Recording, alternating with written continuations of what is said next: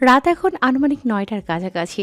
যদিও কথা ছিল আবরণ মিশানকে সাথে নিয়ে জাইদ ভিলায় উঠবে। মিরাব, সানি, প্রিয়ম সকলেই আজ থেকে জাইদ ভিলায় থাকবে তারা। কিন্তু মাঝপথে আবরণ থামিয়ে দিয়েছে, যাবে না কোথাও। তার এক কথা, সিনিয়র কৈতরীকে বিয়ে করে তবেই এই ফ্ল্যাট ছাড়বে। সেই থেকে মিশানের কানের কাছে ঘ্যান ঘ্যান করছে আবরণ। মিশান রান্নায় ব্যস্ত। আলু সেদ্ধ দিয়ে অবশেষে আবরণের দিকে তাকান তিনি। আবরণ তখন গালে হাত রেখে মাথা নিচু করে বসে আছে ক্যাবিনেটের ওপর। মিরাব, সানি, প্রিয়ম লিভিং রুমে আড্ডা দিচ্ছে। তাদের ভাষ্যমতে আবরণের সুখের সময় না হলে এত কম বয়সে কেউ বিয়ে করার জন্য এভাবে পিছু পিছু ঘুরে। আবরণ, খেয়ে নাও বলছি। তোমার বাবা এলে না হয় বিয়ের ব্যাপারে কথা বলবো। আবরণ নিশ্চুপ। তার মাথার চুলগুলো ইতিমধ্যে বড় হয়ে গিয়েছে। মাথা নিচু করে রাখার দরুন সামনের দিকে সেগুলো ঝুঁকে আছে। ফর্সা হাতের লোমগুলো স্বভাবসুলভ বিছানো। দেখতে সুন্দর লাগে, যেন সাজিয়ে রেখেছে। আবরণ, কি বলছি শোনোনি? মৃদুস্বরে ধমকে ওঠেন মিশান। আবরণ একটু নড়ে চড়ে আবারও পূর্বের মতনই বসে থাকে, অভিমানী কণ্ঠে বলে, চুপ করো। তোমার সবকটা নিয়মও খারাপ। নাহলে কথা দিয়ে কে কথা রাখে না? যারা এহেন কাজ করে তাদের মুনাফিক বলে। লজিক দেখাবে না। বলেছি তো তোমার আব্বু আসলে কথা বলবো। গম্ভীর দৃষ্টিতে তাকায় আবরণ। দৃষ্টি গম্ভীর হলেও মুখভঙ্গি একদম শান্ত। ধীরে ধীরে তার চাহনিও শান্ত হয়ে আসে। আপু বলেছিল বাসায় এসে বিয়ে দিবে আমায়। মিশান ঠোঁট চেপে হাসে। আবরণ ভ্রু কুঁচকে নেয়, এক লাফে নেমে আসে ক্যাবিনেট থেকে। তুমি হাসছ? হাসি পাচ্ছে? শুধু বিয়েটা একবার করতে দাও, বউ নিয়ে চলে যাব। তোমাদের বাসায় আর ভুরু পা ফেলবো না। যত সব। আবরণ রেগে হনহন করে চলে যায় সেখান থেকে। মিশন খানিক শব্দ করে হেসে দেয়। আবরণের উচ্চ কণ্ঠের আওয়াজ মিরাব, সানি ও প্রিয়মের কানেও গিয়েছে। তারা কিছুক্ষণ তবদা খেয়েছিল, পর মুহূর্তেই হো হো করে হেসে দেয়। আবরণ যেন আরও রেগে যায়। কিরমির করতে করতে ফ্ল্যাটের দরজায় শব্দ করে খুলে আবার ধরাম করে বন্ধ করে দেয়। চমকে ওঠে তিনজন। প্রিয়ম, মিরাব, সানি একে অপরের দিকে তাকায়। চুপসানো দৃষ্টিতে চেয়ে থেকে পুনরায় আড্ডায় মনোযোগ দেয় তারা।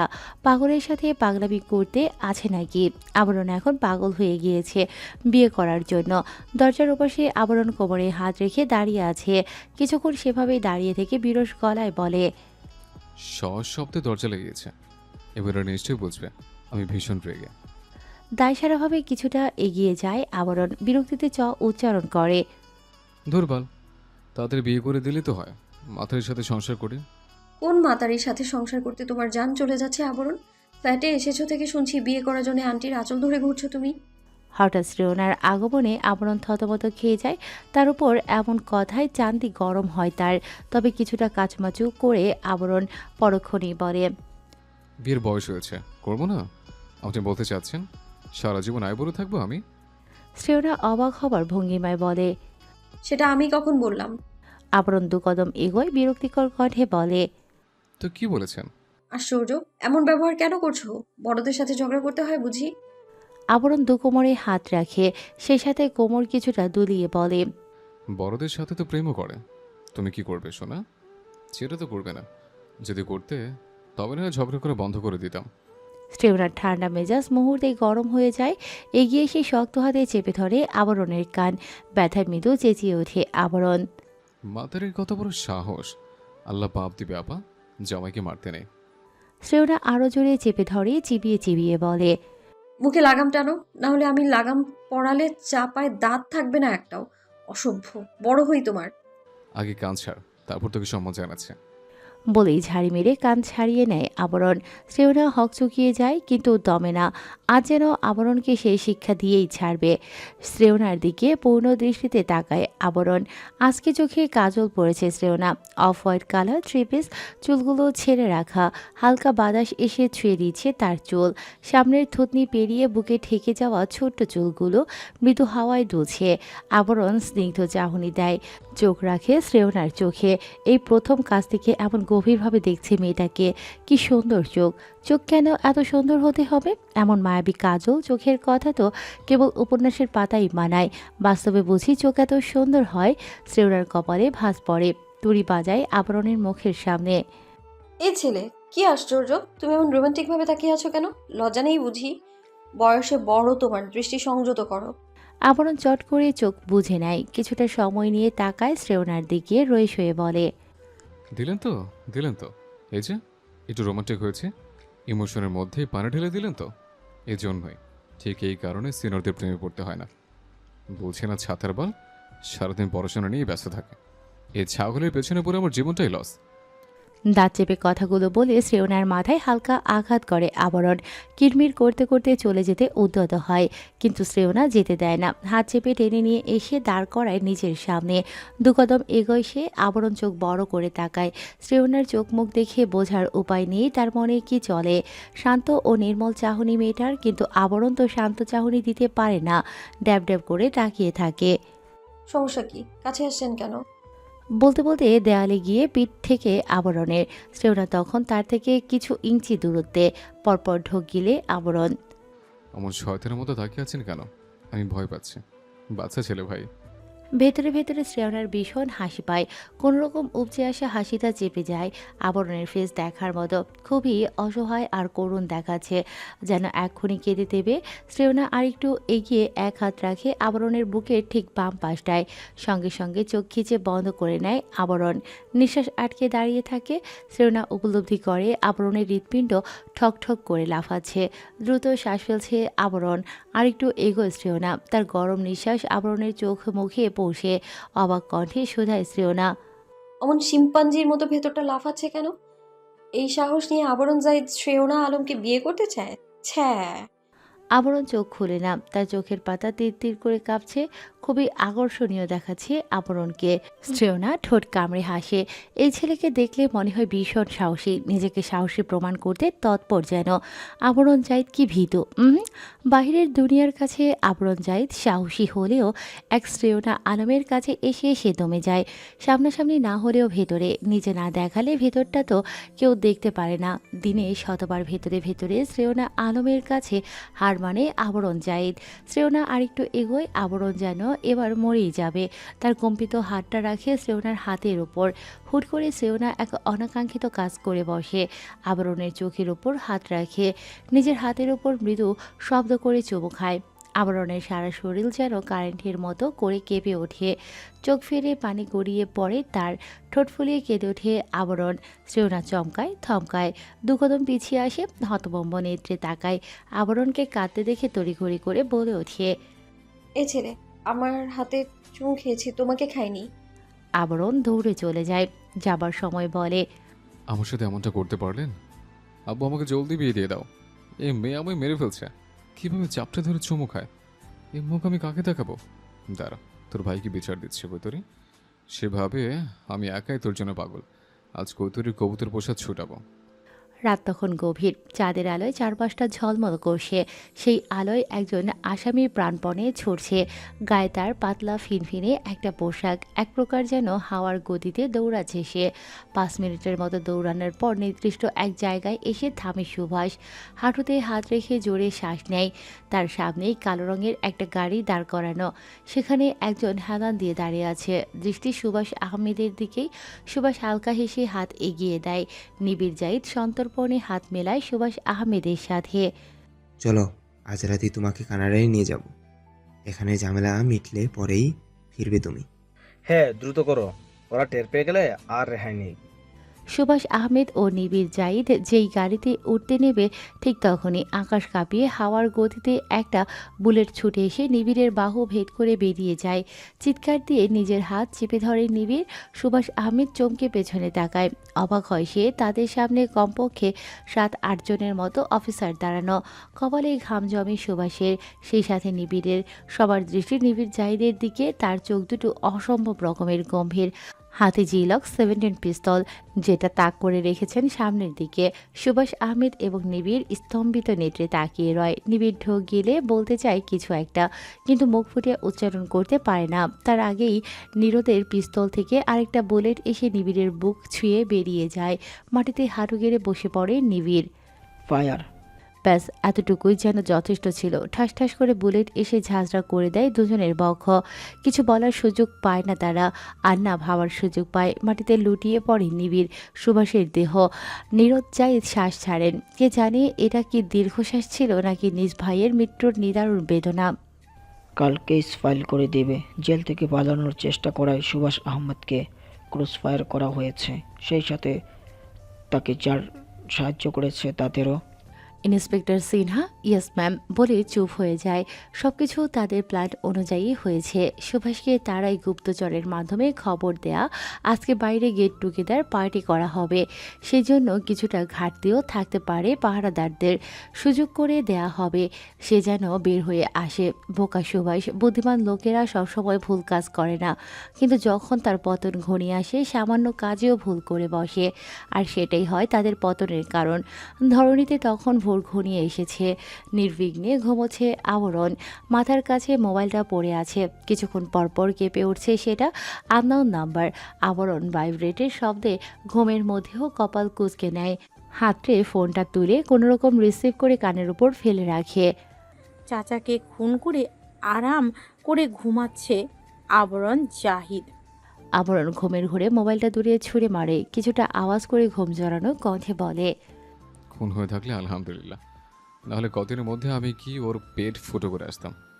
বালের আলাপ মারাতে এসছে, ঘুমোতে দে। সায়ন প্রীতি মুখ ভোতা করে বসে আছে। বিদায় অনুষ্ঠানের পরদিনই তারা চট্টগ্রামে চলে গিয়েছিল। সায়নের বাবারা মোট 3 ভাই। প্রীতি এবং সায়নের আব্বু একসাথেই থাকেন। তাদের বড় ভাই চট্টগ্রাম সেটেলড। তিনি প্রচুর অসুস্থ হয়ে পড়েছিলেন। রাতারাতি সব পরিবারে চট্টগ্রামে চলে গিয়েছিল তারা। চাচার কিছুটা উন্নতি হতেই চলে এসেছে। সামনে পরীক্ষা, পড়ালেখা চালিয়ে যেতে হবে, এসব বলেই চলে এসেছে, না হলে এক চুল নড়তে দিত না। সচরাচর তারা 2 ভাই বোন কোনো আত্মীয়র বাসায় যায় না। এবার চাপে পড়ে গিয়েছিল। এতটুকু সময়ের মধ্যে কত কাহিনী ঘটে গিয়েছে। এক প্রকার তবদা খেয়ে বসে আছে প্রীতি, সায়ান। শ্রেয়না মাথা নিচু করে বসে আছে। তার সামনে দাঁড়িয়ে আছে সেজান। রুহি শ্রেয়ার মুখে লোকমা তুলে দিচ্ছে। মেয়েটা সকাল থেকে না খাওয়া, আজ স্কুলেও যায়নি। আবরণের সাথে এমন ব্যবহার করছো কেন? শ্রেয়না চোখ খিচিয়ে বন্ধ করে নেয়। থুতনি ঠেকে আছে বুকের সাথে। সেজানের কথায় কান মাথা ভো ভো করে ঘুরছে। গাল দুটো লাল হয়ে আসে। সেই সাথে আবরণের উপর চরম বিরক্ত হয়। একটু কাছে গিয়েছে কিনা যায়নি, সারা পাড়া ছড়িয়ে বেড়াচ্ছে এই ছেলে। অসভ্য কোথাকার। একবার সামনে পেলে জাত নিয়ে নেবে শ্রেয়না। এমন লজ্জায় কেউ ফেলে? কথা বলো। মৃদুস্বরে ধমকে ওঠে সেজান। শ্রেয়না ঈষৎ কেঁপে ওঠে, তবে মাথা উঠায় না। লজ্জায় তাকাতে অবধি পারছে না। এই ধরনের কাজ তোমার থেকে আশা করা যায় না। নেক্সট টাইম এসব করবে না। বিয়ের আগ অবধি নিজের রুম ছেড়ে বের হবে না। রাতে নীরজ স্যার আসবেন তোমাদের বিয়ের আলোচনা করার জন্য। এবার এখান থেকে যাও। শ্রেয়না চট করে উঠে দাঁড়ায়। হন্তদন্ত পায়ে বের হয়ে আসে ফ্ল্যাট থেকে। হতভম্ব নেত্রে তাকায় সেজান। উচ্চ কণ্ঠে বলে, এই মেয়েকে রুমে যেতে বলেছি, ফ্ল্যাট থেকে বের হতে বলিনি। আশ্চর্য, বিয়ের আগেই এই অবস্থা। না জানি এই ছেলের সাথে সংসার বাঁধলে কি হাল হয়। এই মেয়ের বড়ি, এই মেয়ে রাবিশ। সকাল সকাল জাইদ ভিলায় দানা, রোদ এবং লুবনা উপস্থিত হয়। স্বামীর মৃত্যুর সংবাদ নীরদ জাইদ তাকে সবার আগে দিয়েছেন। দানা কান্না করতে করতে যাচ্ছে তাই অবস্থা। এখন নিজের কক্ষে বিশ্রাম নিচ্ছে। হয়তো ঘুমিয়ে গিয়েছে। রোদ ঝি মেরে বসে আছে। এসেছে থেকে সে নিজেও কক্ষে বন্দী, বের হয়নি। মিসেস লুবনা, জাইদ ও নির্বাক যেন নিজস্ব কোনো অনুভূতি নেই, কারোর সাথে কথা বলেননি। নিবিড় জাইদের জন্য বরাদ্দকৃত রুমে গিয়ে দৌড় দিয়েছেন। নিবিড়ের পরিবারের সদস্যরা সকলেই এক প্রকার ঘরবন্দি হয়ে গিয়েছে। তারা জানে নিবিড় জাহিদের অপরাধ অজানা নয় তাদের। এমন লোকের জন্য কাঁদতেও বুঝে লজ্জা লাগে, কিন্তু চোখের পানি কি ওসব বোঝে? বাবা তো জন্মদাতা, কত স্নেহ আদর, কত ভালোবাসা, এত এত স্মৃতি, সব কি করে ভুলে যাবে 2 বোন? একটু তো শোক পালন করাই যায়। পরীক্ষা শেষ হয় না কেন? আর কতদিন এসব ঠেলবো ভাই? মীরাবের কথায় সানি তার কাজ চাপড়ে বলে, আর কিছুদিন। ওইটাই অনেক দিন। মীরাব সানি অলস ভঙ্গিমায় বসে আছে। মিশান তাহিয়ার নিজের কক্ষে। দুপুরে খেয়ে তিনি ঘুমোচ্ছেন। আবরণ সোফায় বসে ফোনে রিলস দেখতে ব্যস্ত।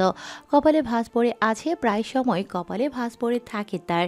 মনে হয় সবসময় সে যেন রাজ্যের চিন্তা করে। মগজ ভর্তি শুধু টেনশন। তোর চাচাকে কবর দেওয়া হলো, গেলি না কেন? প্রিয়মের কথায় তৎক্ষণাৎ উত্তর দেয় না আবরণ। ফোনের দিকে দৃষ্টি রেখে কিছুক্ষণ পর বলে, আমি গেলে কবরে শরণের পরও 2টো বুলেট তোর হৃৎপিণ্ডে ভরে দিয়ে আসতাম। আইন বিরোধী কাজ আমি করি না, ভদ্র ছেলে ভাই, তাই যায়নি। প্রিয়ম মুখ বাঁকায়। তার ছুটি শেষ, কাল পরশু কানাডায় চলে যাবে। মীরাবের ঘুম পাচ্ছে, আলসেমি লাগছে প্রচুর। একসময় কুশনে মাথা টেকে চোখ বন্ধ করে নেয় মীরাব। সানি নিজেও পড়ে পড়ে ঘুমায়, শুধুমাত্র প্রিয়ম ও আবরণ বাদে। শ্রেয়নার ভাইকে কি বলেছিস? প্রিয়মের মুখে শ্রেয়নার নাম শুনে আর চোখে তাকায় আবরণ। হালকা নড়েচড়ে বসে, তবে উত্তর দেয় না। কি রে বল, সেজান ভাইকে কি বলেছিস? তোর বোন চুমু খেয়েছে আমায়, এটাই বলছে। প্রিয়ম মাথা চেপে ধরে বসে রয়, ড্যাব ড্যাব করে তাকায় আবরণের দিকে, যে কিনা ভাবলেশীনভাবে রিলস দেখায় মতো। তুই কি প্ল্যান করেছিস দুজনের মধ্যে যা কিছু ঘটবে সব সেজানের কানে দিবি? পাগল নাকি? সবকিছু কেন বলে দেব? যেসবের ক্ষেত্রে সেজান আলম ভাবে শুধুমাত্র আবরণ জায়দের দ্বারাই এসব কাজ সম্ভব। শ্রেয়ন আলম দুধ ভাত, ঠিক সেই সব কথা কাজের বিবরণ সেজান আলমকে আমি দেব। তার মানে? চোখ যেন কোটর থেকে বেরিয়ে আসবে প্রিয়মের, ফ্যাল ফেলিয়ে তাকিয়ে থাকে উদ্ভট মানবটার দিকে। আরে প্রাইভেট টাইমের কথা টানিস না। স্বস্তির শ্বাস ফেলে প্রিয়ম, শাড়ির উপরে দুটো বোতাম খুলে ফেলে হাতের সাহায্যে, নিজেকে নিজে বাতাস করতে থাকে। আর একটু হলেই দম বন্ধ হয়ে মারা যেত যেন। প্রিয়মের এহেন অবস্থা দেখে আবরণের কপালের ভাঁজ গাঢ় হয়, সন্ধিহান গলায় শুধায়। তুই ভাবছিলিস আমাদের দুজনের স্পেশাল টাইমের বিবৃতি সেজান আলমকে দেব? আচ্ছা, তোর মুখে বাজ পড়ুক। প্রিয়ম দুপাশে মাথা নাড়ায়, কোনো রকমে বলে। আরে না, সেটা কখন বললাম, ওসব আমি ভাবিনি। তাহলে তোর মুখে আদব ছেলে বিরিয়ানি পড়ুক। নিবিড়, জাহিদ সহ আরও কিছু লোককে ক্রস ফায়ার করা হয়েছিল শহরের অলিতে গলিতে। ঘুরে তাদের ধরে নিজেদের জায়গায় ইনকাউন্টার করে দিয়েছে। বাদ বাকি যা হবে সব নীরজ জাহিদ সামলে নেবেন।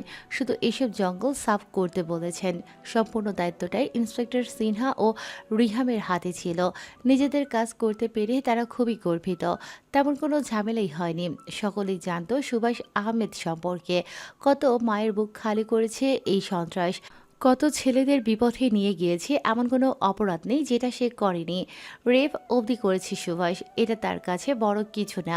যেসব মেয়েদের বিক্রি করার জন্য নিয়ে যাওয়া হতো তাদের থেকে বেছে বেছে সুন্দরী আর আকর্ষণীয় রমণীদের তার নিকট পাঠানো হতো। স্বেচ্ছায় যেতে না চাইলে জোর জবরদস্তি করত, এটাই সুভাষ আহমেদ। নিবিড় জাহিদের ব্যাপারটা বলার সময় নীরজ জাহিদের কণ্ঠ কাঁপেনি, চোখে পানি আসেনি। নিজের কাছে গর্ববোধ করেছেন তার ভাই, যে কিনা খুন, খারাপি, রেপ, অস্ত্র পাচার, নারী শিশু পাচার কাজের মধ্যে সামিল ছিল। তাকে ইনকাউন্টার করতে পেরে তিনি প্রাউড ফিল করেন। হাতে নাতে ধরতে পারেননি, তাই মিডিয়ার কাছে আফসোস করেছেন। বস্তুত তিনি ইচ্ছে করে হত্যা করেছেন নিবিড়কে। ওকে যাবজ্জীবন কারাদণ্ড দিয়ে লাভ নেই, শুধু জাহিদ ভিলার সম্মান নষ্ট হবে আর কিছুই না। নীরজ জাহিদের ইচ্ছে করছিল ধর থেকে মাথাটা আলাদা করে দিতে। কাল রাতে গুপ্তচরের মাধ্যমে খবর পেয়েছেন শহরে বোমা হামলা হবে, সেই সাথে সুভাষ আহমেদ পালিয়ে যেতে পারে। এর রেশ ধরে শহরের নিরাপত্তা বাড়ানো হয়। সন্দেহজনক কাউকে পেলে যেন তৎক্ষণাৎ অ্যারেস্ট করা হয়। যদি কেউ তেরিবেরি করে সোজা ইনকাউন্টার করে দেবার অর্ডার দিয়েছেন নীরজ জাহিদ। এমনই খবর ছেপেছে পেপারে। সব কাজ শেষ করে রাত 10:30টার দিকে ফ্লাইটে আসেন নীরদ। তিনি শুনেছেন ভাইয়ের স্ত্রী সন্তান সকালে চলে এসেছে। বাসায় আর যাননি তিনি। এখানে একটু কাজ করে একেবারে চলে যাবেন। নীরদ সোফায় বসতেই তার দিকে এক গ্লাস পানি বাড়িয়ে দেয় আবরণ।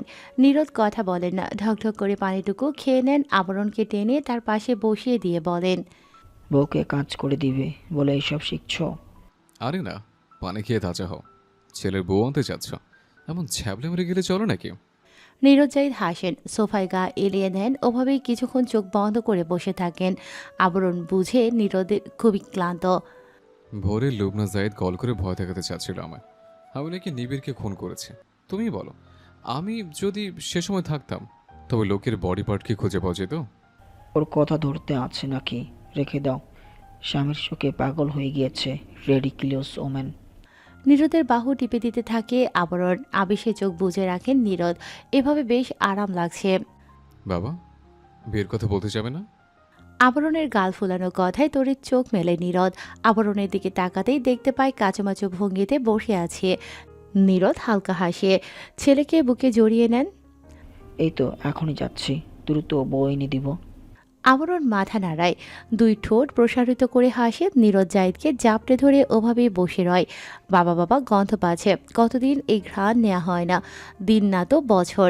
নীরজ জাহিদ এবং সেজান মুখোমুখি বসে আছে। নীরদের পাশে আবরণ শান্ত ভঙ্গিতে বসা, চুলগুলো পরিপাটি করে আশ্রে একপাশে ফেলে রেখেছে।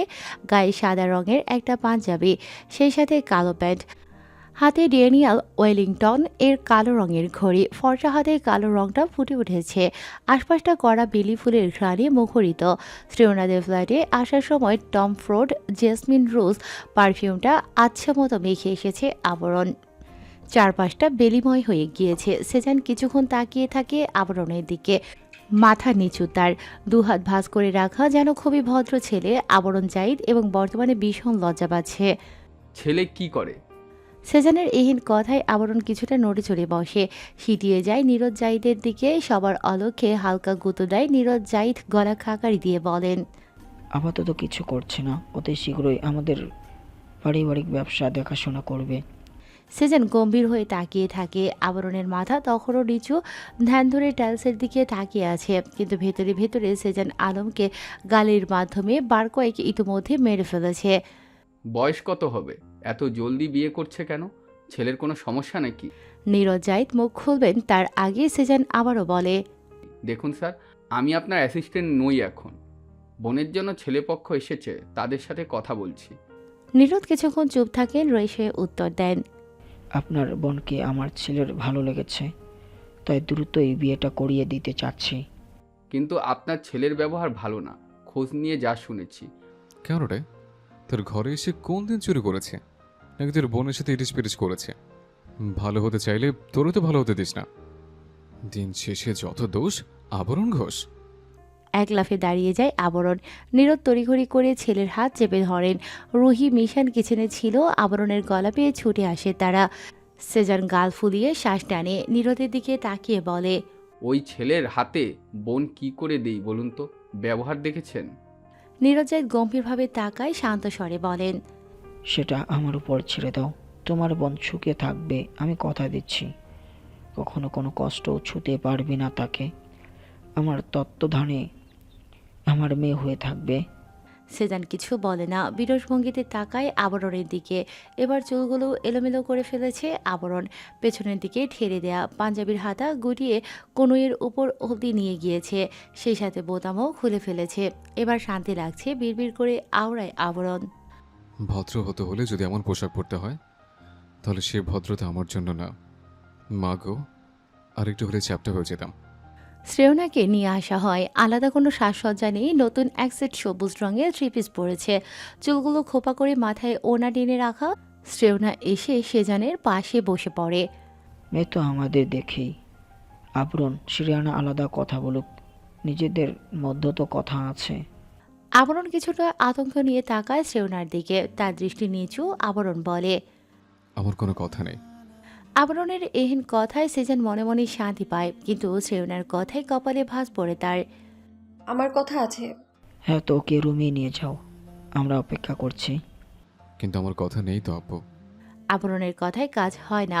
কোথা থেকে মিরাব সানি উড়ে এসে এক প্রকার টেনে হিঁচড়ে আবরণকে শ্রেয়নার কক্ষে ঢুকিয়ে দেয়। শ্রেয়না নিজেও ছোট ছোট কদমে রুমে চলে আসে। কি বলবেন জলদি বলুন, আমার অনেক কাজ আছে। নিজেকে ব্যস্ত রাখার যেন আপ্রাণ চেষ্টা তার। শ্রেয়না দেখে সেই চঞ্চলতাটুকু, হাত বুকে ভাঁজ করে দেয়ালে হেলান দিয়ে দাঁড়ায় শ্রেয়না। আশ্চর্য না, যেখানে আমার লজ্জায় আড়ষ্টতায় নিমজ্জিত থাকার কথা, সেখানে তুমি গুটিয়ে নিচ্ছ নিজেকে। তোমার কাহিনী দেখে আমার নিজেকে বখাটে ছেলে মনে হচ্ছে। তুমি কোনো রূপবতী লজ্জাশীলা রমণী। আবরণ মনোযোগ সহকারে শ্রেয়নার কথা শুনে লম্বা কদমে এগিয়ে আসে তার কাছে। শ্রেয়না নিজের জায়গা থেকে সরে না, সরল দৃষ্টিতে তাকিয়ে থাকে। আবরণ থামিয়ে তার আর শ্রেয়নার মধ্যে কয়েক ইঞ্চির দূরত্ব। আবরণের শরীর থেকে এখনো বেলি ফুলের সুবাস ভেসে আসে। সাদা পাঞ্জাবিতে আকর্ষণীয় দেখাচ্ছে ছেলেটাকে। শ্রেয়না নিশ্চুপ হয়ে চেয়ে থাকে। এভাবে কি দেখো, ভুল কিছু বলেছি আমি?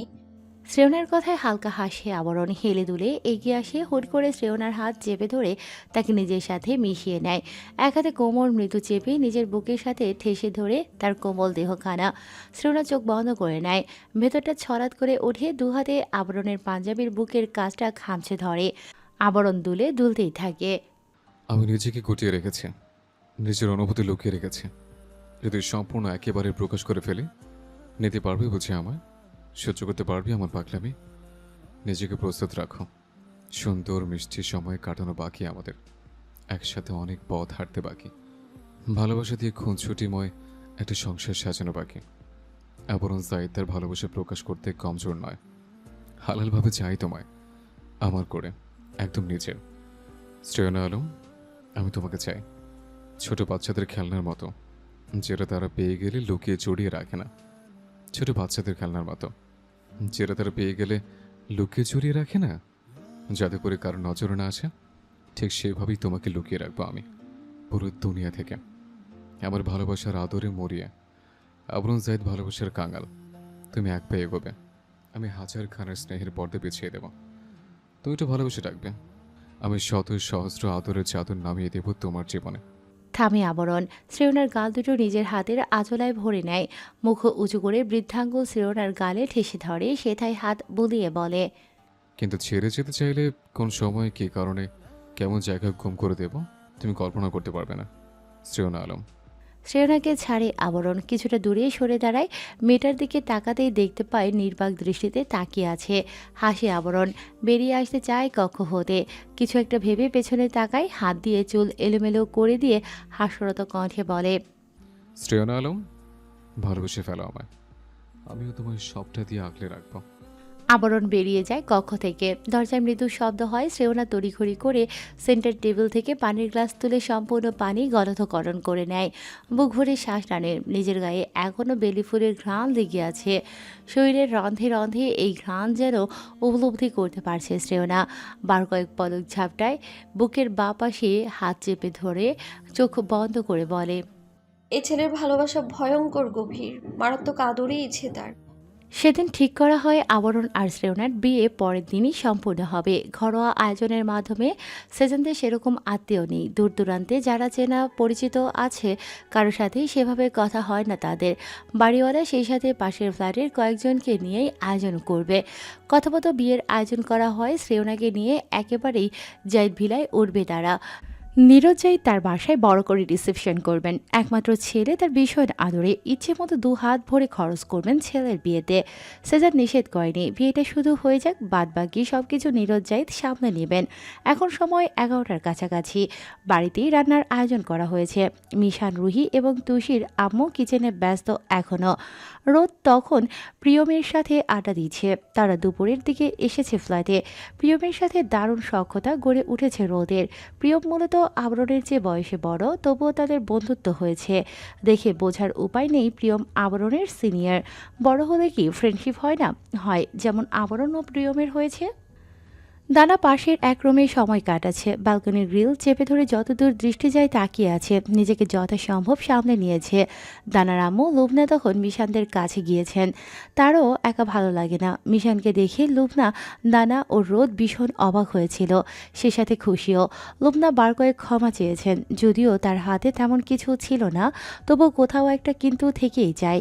মিশান তাহিয়ার আলতো হেসে মানিয়ে নিয়েছেন লুবনার সাথে। তার ভাষ্য মতে পুরনো কথা ভুলে যাওয়াই ভালো, ওসব শুধু আমাদের কষ্ট দেবে।